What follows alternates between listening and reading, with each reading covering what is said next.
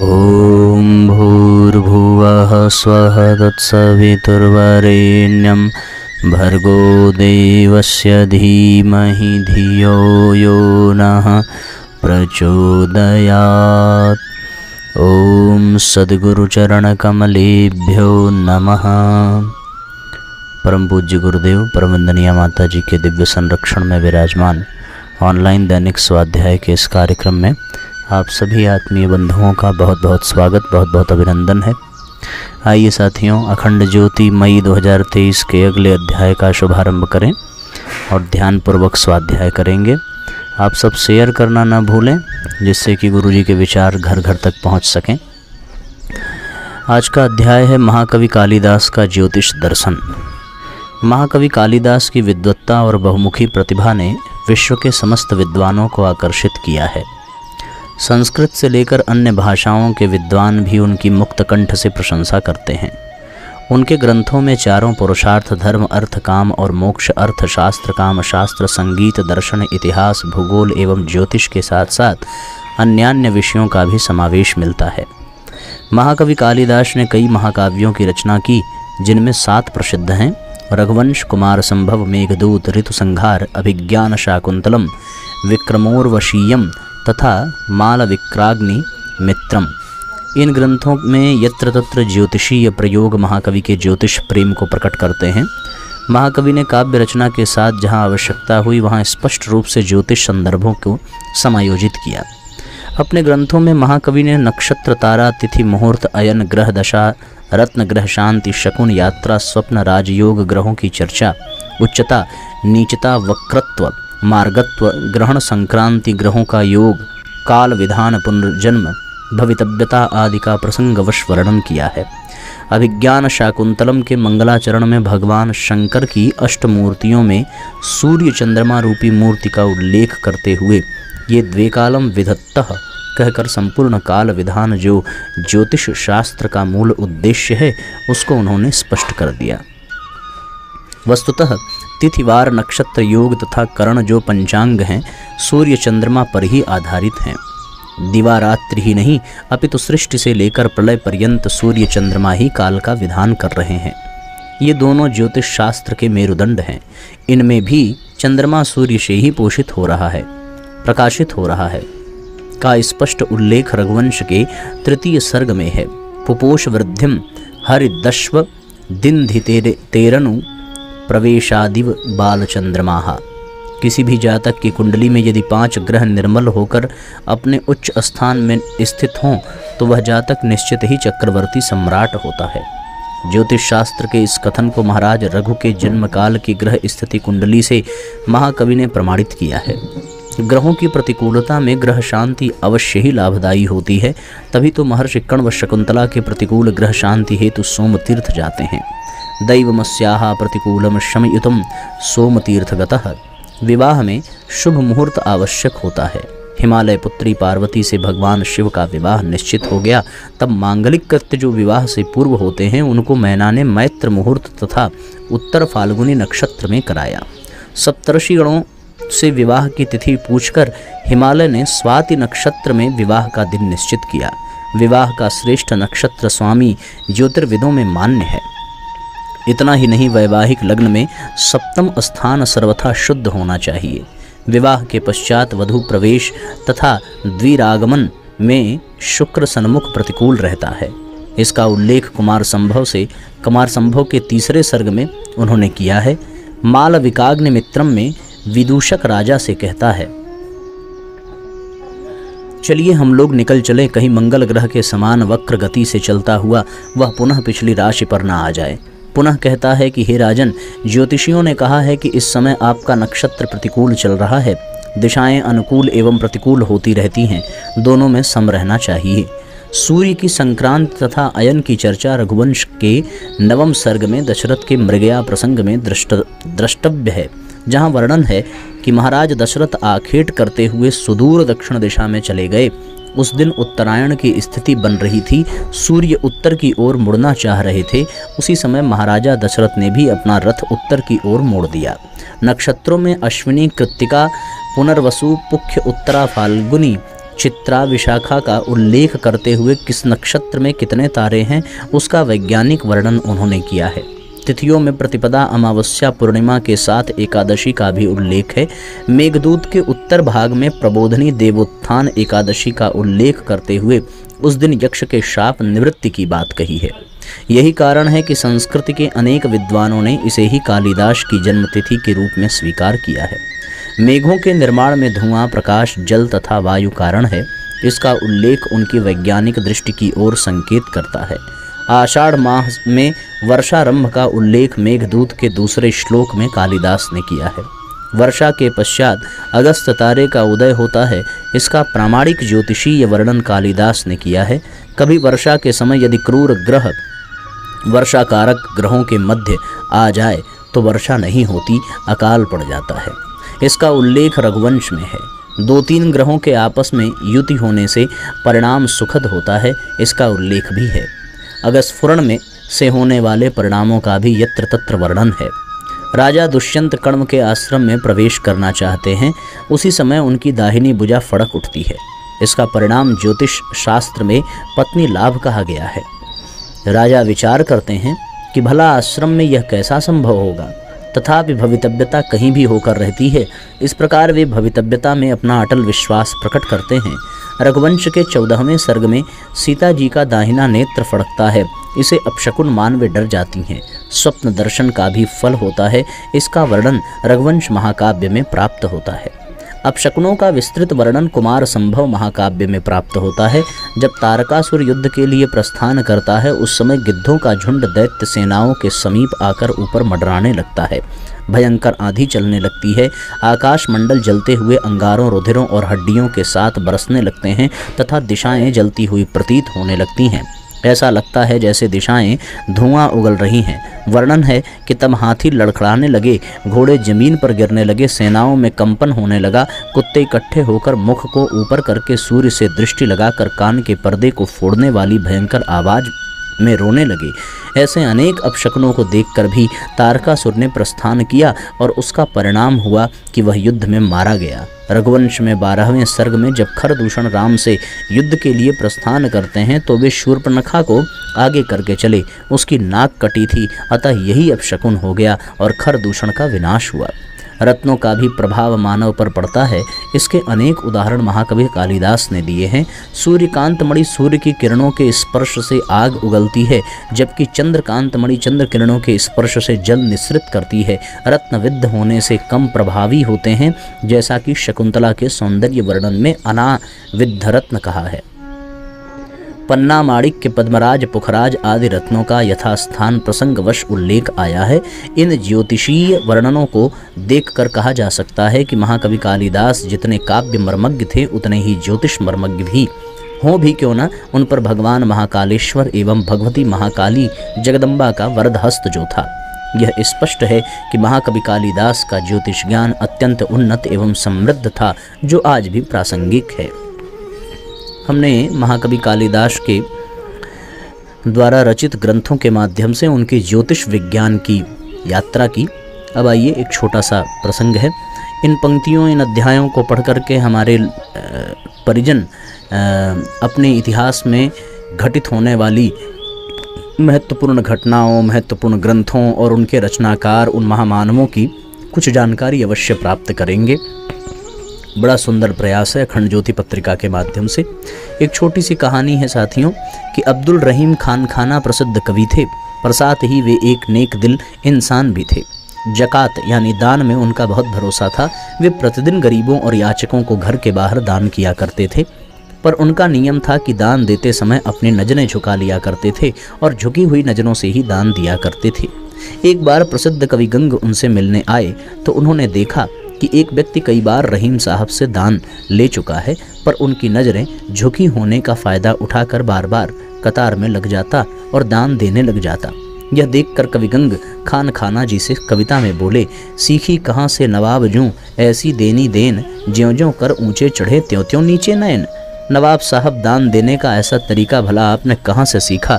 जैसे जैसे आपका हाथ देने के लिए ऊपर चढ़ रहा है, वैसे वैसे आपकी आंखें भी नीचे को झुकती जा रही हैं। कवि गंग के प्रश्न का उत्तर भी खान खाना जी ने कविता में ही दिया। देनहार कोई और है जो देता दिन रैन, लोग भरम मोपे करें ताते नीचे नैन। असल में देने वाला तो कोई और है, खुदा, जो रात दिन सबको कुछ न कुछ देता है, पर लोग व्यर्थ ही हमें दाता समझ बैठते हैं। इसलिए नजरें झुका कर दान दे रहा हूँ। दान देने का सच्चा अर्थ अहंकार, शून्यता और प्रभु के प्रति समर्पण से ही निकलता है। इस तरीके से साथियों हम लोगों ने एक अध्याय पूरा किया। अगला अध्याय है गायत्री तीर्थ, जहाँ लोग तर जाते हैं। सौभाग्य से इस समय हम भी गायत्री तीर्थ में हैं। आइए यहाँ के विषय में इस महीने की पत्रिका में छपे हुए अंक को हम लोग पढ़ें। विगत अंक में आपने पढ़ा कि सन 1979 में गायत्री शक्तिपीठों की स्थापना का संकल्प अवतरित हुआ। आरंभ में 24 की संख्या में बढ़ते 240 और फिर यह संख्या 2400 भी अधिक हो गई थी। प्रज्ञावतार के लीला केंद्रों की गणना करते करते गायत्री परिजन हतप्रभ थे। परम पूज्य गुरुदेव के दैवी संकल्प का मूर्त स्वरूप संकल्प के उजागर होने के कुछ ही समय पश्चात सभी के समक्ष दृश्यमान था। जिन्हें इस परियोजना की सफलता में रत्ती भर भी संशय रहा था, उन्होंने समर्थ गुरुसत्ता की अपरिमित सामर्थ्य के न केवल साक्षात दर्शन किए, वरन उस विराट संकल्प में स्वयं की सहभागिता को सुनिश्चित करने हेतु व्याकुल भी हो उठे। दैवी प्रेरणाओं से उपजे संकल्प को आकार देने का कार्य पूज्यवर ने स्वयं अपने हाथों में लिया। प्रज्ञा परिजनों को अपनी अकिंचन भूमिका निभाने का सुअवसर पूज्य गुरुदेव ने भगवान श्री कृष्ण की भांति ग्वाल बालों को अपनी अपनी लाठी लगाकर गोवर्धन पर्वत को उठा सकने में श्रेय का भागी बनाने के रूप में दिया। आइए पढ़ते हैं इसके आगे का वर्णन। गुरुदेव सन 1982 तक गायत्री शक्तिपीठों की स्थापना प्राण प्रतिष्ठा के लिए गए। 19 स्थानों शक्तिपीठों में जाने के बाद उन्होंने प्रवास रोक दिया। जहां पहले स्वीकृति दी जा चुकी थी, कार्यक्रम भी तय हो गए थे और तैयारियां चल रही थीं, वहां सूचना भेज दी गई कि गुरुदेव अब नहीं आएंगे। कारण कोई नहीं बताया गया था। सुधी परिजनों ने समझ लिया कि गुरुदेव की मार्गदर्शक सत्ता का निर्देश होगा। प्रवास कार्यक्रम अचानक स्थगित हुए हैं। इसका अर्थ है कि नए चरण का निर्धारण हुआ है। वह निर्धारण अधिक महत्वपूर्ण होगा। शांति कुंज में निवास कर रहे कार्यकर्ताओं को भी इस निर्णय का पता चला तो उन्हें कोई आश्चर्य नहीं हुआ। भाव शरीर से गुरुदेव की भक्ति करने वाले भक्ति मार्ग कार्यकर्ताओं को तो खुशी ही हुई कि गुरुदेव अब पहले की तरह नित्य उपलब्ध रहेंगे। प्रवास कार्यक्रम लगभग 1.5 वर्ष तक चले। गुरुदेव ज़्यादा समय बाहर नहीं रहे, पर भावुक मना परिजनों के लिए तो यह विक्षोभ भी भारी पड़ रहा था। इन कार्यकर्ताओं के साथ आश्रम के बच्चे भी प्रसन्न हुए। वे गुरुदेव के रूप में अपने पितामह को देखते थे।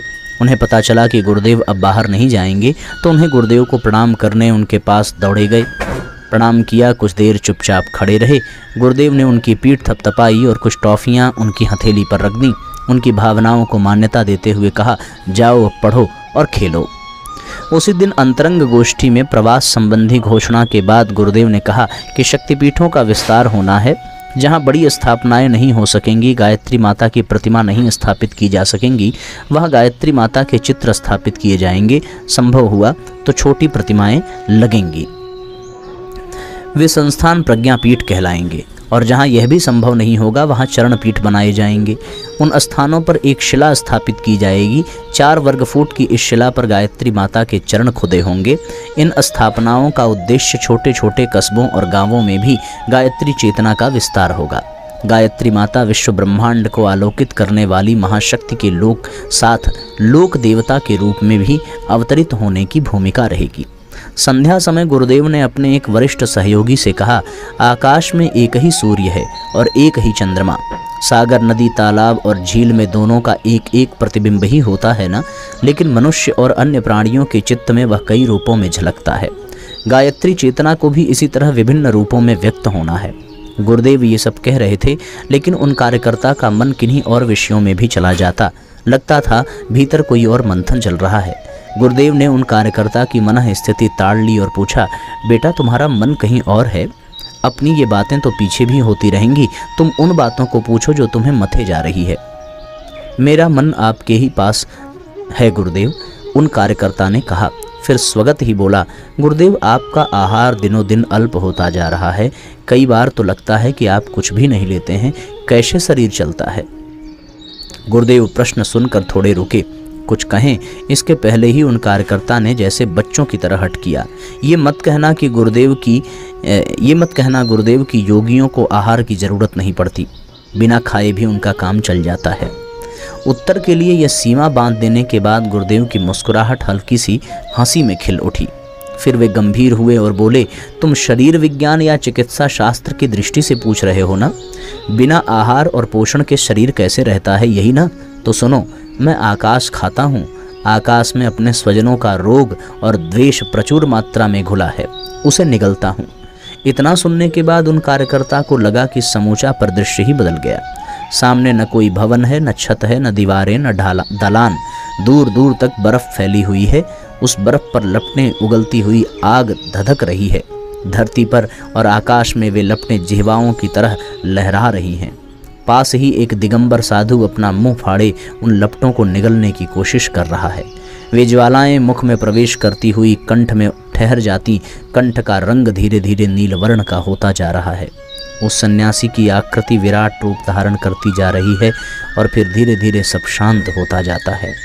चित्त जैसे अपने आप में स्थिर होता है और दिखाई पड़ता है कि सामने गुरुदेव चहलकदमी करते हुए कह रहे हैं, राग एक जलती हुई आग है और द्वेष उसका धुआं। अपने आप को जो भी प्रभु के मार्ग पर ले जाता है उसके मन में ये विकार तिरोहित हो जाने चाहिए। दूसरी तरफ राग द्वेष शरीर का धर्म भी है। शरीर और संसार है तो वे भी उठेंगे ही। जब साधक अपने आप को गुरु के हवाले कर देता है तो उसके राग द्वेष गुरु ही लीलने लगते हैं। गुरुदेव ने ये कहते हुए अपनी बात पूरी की। इस पर उन कार्यकर्ता का प्रश्न था, तो क्या साधकों और शिष्यों का दायित्व संभालने वाले सभी महात्मा आहार छोड़ने लगते हैं?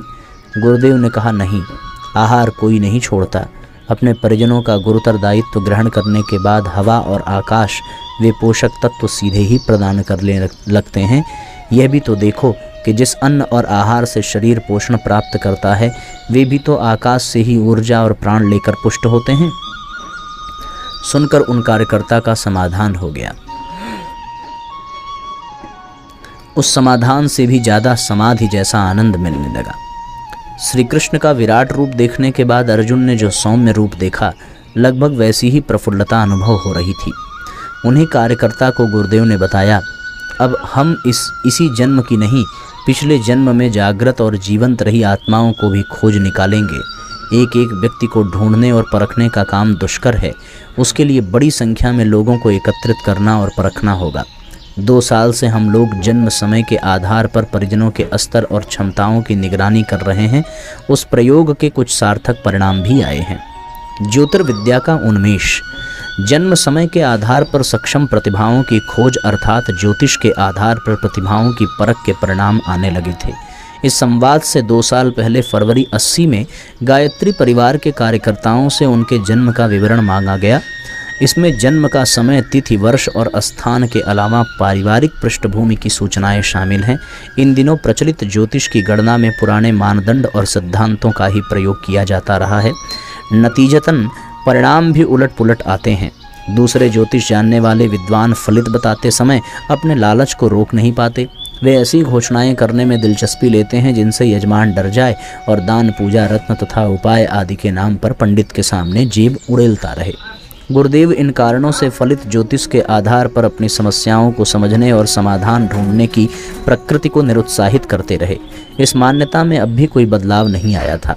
फलित ज्योतिष और उसके प्रचलित स्वरूप के प्रति उनकी धारणा ज्यों की त्यों थी। समय और संस्कार के अभाव में इस विद्या और उसके विद्वान में मल विक्षेप की भरमार ने ज्योतिष को उपेक्षणीय और निंदित कर दिया है। फरवरी 80 में गुरुदेव ने इस विद्या के नवोन्मेष की पहल की। उनके अनुसार ज्योतिष का उपयोग भविष्य कथन के लिए कतई नहीं किया जाना चाहिए। यह वर्जना जितनी कठोर है उतनी ही यह संभावना भी सहज है कि इसका उपयोग भविष्य निर्धारण के लिए किया जाए। इस उद्देश्य से गुरुदेव ने अपने परिजनों, उनके बच्चों और संबंधियों के जन्म समय तथा स्थान आदि के विवरण मंगाए। बहुतों के पास अपनी जन्म कुंडलियां भी थीं, पर उन्हें भी केवल जन्म समय और संबंधित विवरण भेजने के लिए कहा गया। उनकी कुंडलियां गुरुदेव ने अपने काम के लिए अनुपयुक्त बताईं, कारण कि वे सैकड़ों वर्ष से चली आ रही पंचांग पद्धतियों और गणनाओं के आधार पर तैयार हुई थीं। सूरज कोई घड़ी पल देखकर नहीं उगता, अस्त नहीं होता। धरती पर प्रकाश बिखेरने का उसका समय प्रतिदिन घटता बढ़ता रहता है। पृथ्वी भी सूर्य की परिक्रमा ठीक 365 दिन में नहीं करती। ग्रह नक्षत्रों की गति और स्थिति भी यही नियम लागू होता है। इसलिए आकलन वही उपयोगी है जिस समय के लिए किया जा रहा हो। जन्म विवरण मांगने और उसके आधार पर शांति कुंज में ही उस जातक की संभावना परखने का उद्देश्य परिजनों का आत्मिक स्तर समझना था। वह समय और ग्रह स्थिति यथा तथ्य समझी जा सके, इसके लिए आश्रम में ही नई वेधशाला बनाई गई। अखंड ज्योति के पन्नों में यह घोषणा छपी तो परिजनों द्वारा भेजे गए विवरणों का ढेर लग गया। 20 पत्र प्रतिदिन कुंडली बनवाने और अध्ययन कराने के लिए आने लगे। कुछ पत्रों में फलादेश भेजने का अनुरोध भी किया गया था, लेकिन इस बात के लिए पहले ही मनाही कर दी गई थी। फलादेश नहीं भेजे जाने थे और न ही भेजे गए। कुंडलियां मंगाने और उस आधार पर परिजनों का आत्मिक स्तर जांचने की जरूरत क्यों पड़ी? गुरुदेव स्वयं समर्थ हैं। एक सामान्य संकल्प या इच्छा मात्र से वे किसी भी व्यक्ति का भूत, भविष्य तथा वर्तमान स्तर जांच सकते हैं। कुछ परिजनों के मन में इस तरह के प्रश्न उठे। उनमें से कुछ ने पत्र भी लिखे। इस बारे में कोई उत्तर प्रायः नहीं दिए गए। साफ था कि ये प्रश्न सिर्फ कुतूहलवश ही किए गए हैं। राजस्थान के प्रसिद्ध ज्योतिषी पंडित ईश्वर दत्त शर्मा के शिष्य पंडित कृष्ण दत्त गुरुदेव के प्रति सहज श्रद्धा रखते थे। उनके गुरु कहा करते थे कि पंडित जी, गुरुदेव की दृष्टि में ही वह तेज है जो जहाँ भी पड़ जाए वहाँ उसका ओर छोर अपने आप बोलने लगता है। अध्ययन की जरूरत नहीं पड़ती, व्यक्ति अथवा वस्तु और स्थिति स्वयं अपना बखान करने लगते हैं। उन्होंने अपना एक अनुभव भी बताया था। सन 1950 के आसपास का समय रहा होगा। गुरुदेव उन दिनों अक्सर उत्तराखंड के गुह्य क्षेत्रों में जाया करते थे। पंडित ईश्वर दत्त शर्मा भी पंचांगुली साधना और सिद्धि के शोध में उधर गए हुए थे। रुद्रप्रयाग से आगे एक उपेक्षित किंतु अति प्राचीन गौरी मंदिर में दोनों की भेंट हो गई। पंडित जी ने गुरुदेव को देखा, पहचान तो नहीं सके, लेकिन उनकी उपस्थिति और आभा से प्रतीति हो गई कि कोई दिव्य विभूति सामने है। बिना प्रत्यक्ष परिचय प्राप्त किए ही पंडित जी ने गुरुदेव को प्रणाम कह दिया। उधर गुरुदेव ने अत्यंत सहज और सरल भाव से विनत होकर पंडित जी के प्रणाम का उत्तर दिया। फिर कहा, आपको यहाँ देखकर अति प्रसन्नता हुई पंडित जी। आप ज़्यादा अच्छी तरह जानते हैं कि इस क्षेत्र में दिव्य विधाओं के भंडार भरे हुए हैं। आपके अपने विषय ज्योतिष के तो चमत्कारी सूत्र यहाँ के मंदिरों में हैं। उद्बोधन सुनकर पंडित जी देखते रह गए। पूछने का मन हुआ कि आप कौन? वे पूछे इससे पहले ही गुरुदेव ने अपना परिचय दे दिया। पंडित जी कहने लगे, सामुद्रिक शास्त्र के आधार पर मैं समझ तो रहा था कि आप कोई असाधारण विभूति हैं, लेकिन इतना स्पष्ट परिचय नहीं पा सका था। मैं अभी इस विषय में विद्यार्थी ही हूँ। अगर आप अब भी विद्यार्थी हैं तो फिर मैं तो नितांत अनगढ़ ही हूँ, अक्षर ज्ञान भी नहीं है, गुरुदेव ने कहा। पंडित जी ने इसके उत्तर में और भी विनय भाव व्यक्त किया। इस पर गुरुदेव ने एक दूसरे के प्रति शिष्टाचार का क्रम वहीं रोकते हुए कहा, आप जिस विद्या को सिद्ध कर चुके हैं उस क्षेत्र में हमारा भी कुछ करने का मन है। उपयुक्त समय आने पर करेंगे। आपको इसकी क्या जरूरत महाप्रभु? आप तो जहाँ भी नज़र फेंकते हैं वहीं पर सब कुछ अनायास ही उद्घाटित हो जाता है, पंडित जी ने कहा।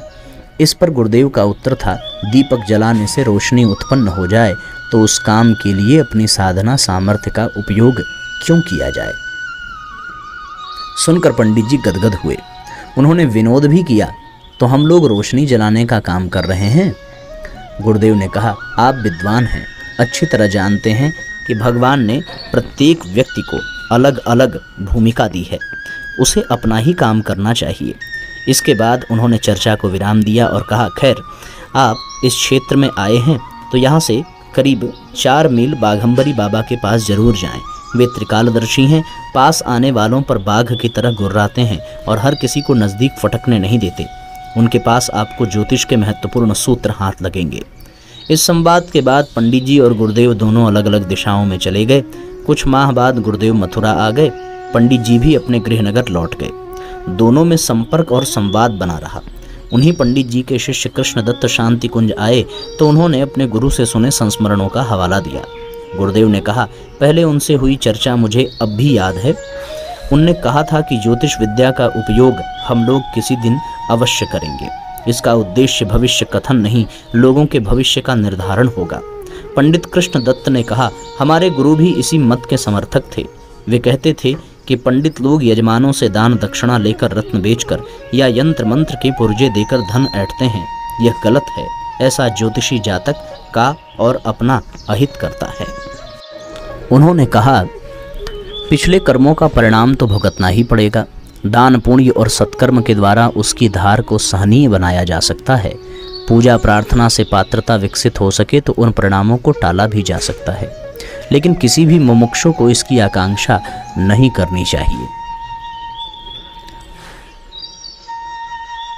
पंडित कृष्णदत्त ने इस भेंट के बाद कुछ समय शांति कुंज में ही बिताया।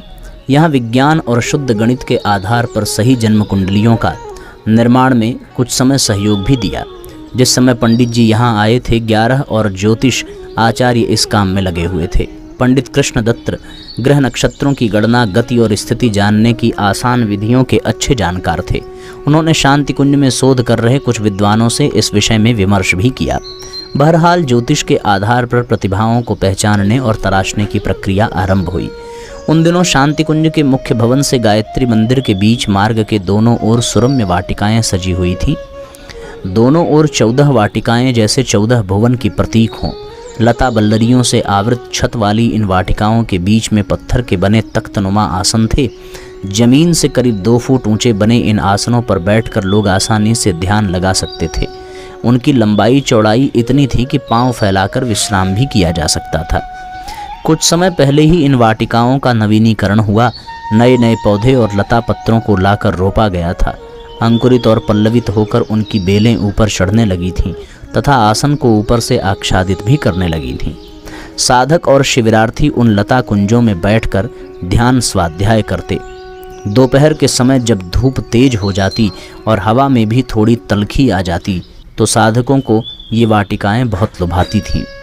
कोई 3-4 महीने पहले ही गुरुदेव ने इन वाटिकाओं को नए सिरे से संवारने सजाने की व्यवस्था की थी। प्रवचन हाल से या शांति कुंज अथवा गायत्री नगर से लौटते हुए साथ चल रहे वरिष्ठ कार्यकर्ताओं से वे यदा कदा इनके बारे में परामर्श भी करते और राह चलते हुए इन्हें और सुंदर बनाने के लिए निर्देश भी देते।